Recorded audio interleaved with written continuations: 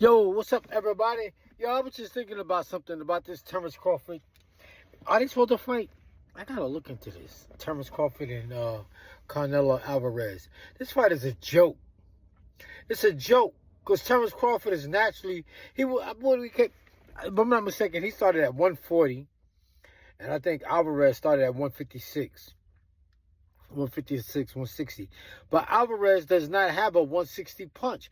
Like I keep telling you, there are an exception to the rule. Some guys have done it. Tommy Hearns did it, if I'm not mistaken. But when most fighters move up in weight class, they don't take their punching power with them. Their punching power stay at their natural weight. That's why like Floyd Mayweather, most of his fights go the distance because he don't have a 147 punch. He did not have a 147 punch. And when he did stop guys at 147, if he did, it was usually a fighter that moved up in weight class just like he did. I keep telling y'all that. Why you think Marvin Hagler knocked out Tommy Hearns? Why you think Tommy Hearns got knocked out by Iran Barkley? Because they're naturally 160. And Tommy Hearns moved up from 147 to 160 to fight those guys. There were guys that he beat at 160, but he got knocked out by a natural 165 or 160 that can fight. When you move up in weight class, you normally don't take your punching power with you. And this is going to be... Now, Terrence Crawford and Carnelo Averez both came up from smaller weight classes. So this might be an interesting fight. But me, I wouldn't pay to see it. It's going to be like two fat guys. Two overweight fighters fighting at a weight class that they don't belong in. If you wanted to make it really exciting, Averez should have came down to 147. That's what he should have did. Averez should have came down from 160 to 147. He's only 5'8.5". He's only like 5'8.5". I'm 5'8.5". Terrence Crawford is 5'8.5". Floyd Mayweather 5'8", 5'8.5". These guys cannot carry that weight. That's why all these fighters end up talking like they got bubblegum stuck in their mouth. Because they don't watch their weight. And they become punch drunk. Like I said, you rarely see a boxer retire from boxing and go into commentating. Sugar Ray Leonard did it for a while.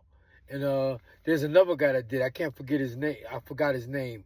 Boy-headed guy. And he does pretty good. But most of these guys mess their body up from going up and down, up and down, up and down like a yo-yo. They got to fight the scale. Then they got to fight their opponent. And they're not eating right. Why do you think Errol Spence ain't been back? I heard Errol Spence has drinking problems. But he's another guy. You go online right now and Google plastic suit boxers.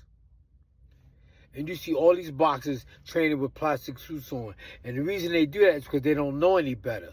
And a lot of them guys think they're getting over by walking around. Say if a guy fight like 147, he think he's being slick by walking around at 160, then losing weight, wearing plastic suit to make the weight, and he makes the weight. And then at the weigh-in the next night, he weighed 160 again. So he walks around at 160. He goes down to 147. Then he goes right back up to 160.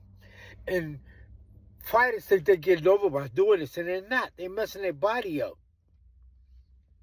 Why do you think Pernell Whitaker, Melvin Taylor, Terry Norris, all these guys talk like they got bubblegum stuck in their mouth?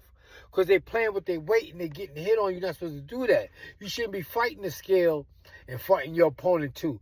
And a lot of these guys got fat trainers now. So the trainer is a bad representation. He's a bad example. He's not setting a good example for us fighters. You got a fat trainer. Like I said, a lot of these times you be hungry when you boxing. You be hungry.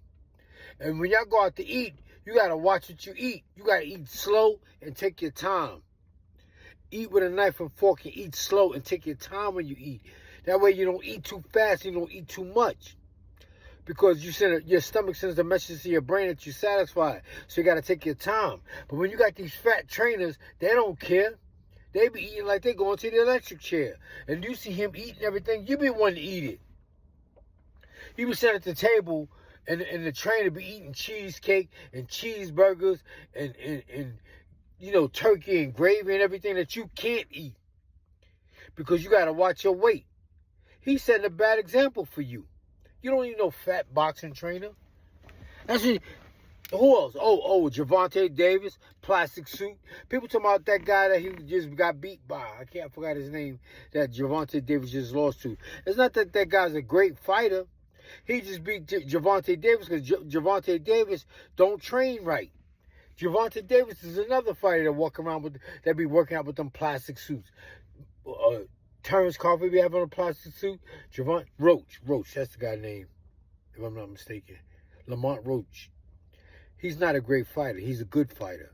And he beat Gervonta Davis because Gervonta Davis don't train right.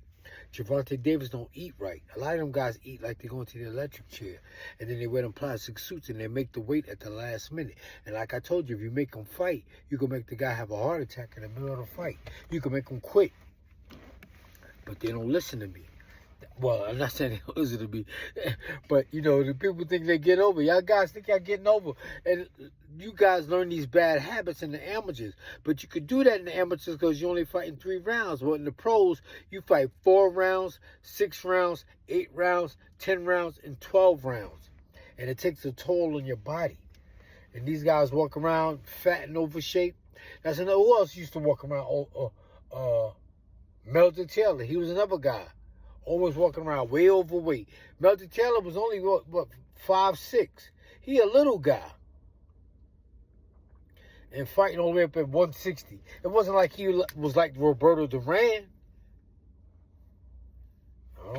Like I said, there are an exception to the rules. Some guys can get away with it. But for the most part, no fighter should be more than 3 pounds over their weight class at any given time. Just think.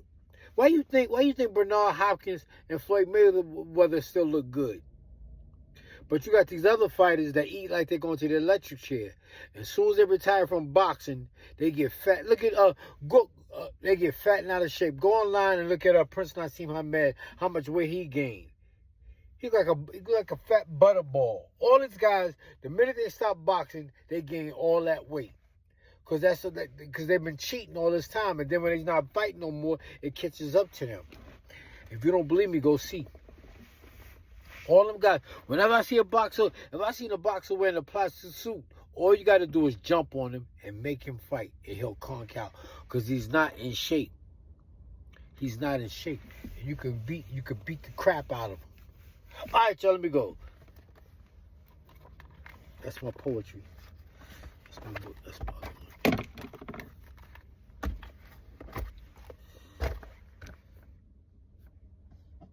Like always, you know I got to promote my books. This one is called Corner Stores in the Middle of the Block. My second one is called Don't Beat Your Children or They'll Turn Out Like Me. My third one is called Agitation Gets the Dirt Out. And my fourth one is called Lying is More Provocative Than Hate. You can use Cash App to get a copy and I'll send it right out.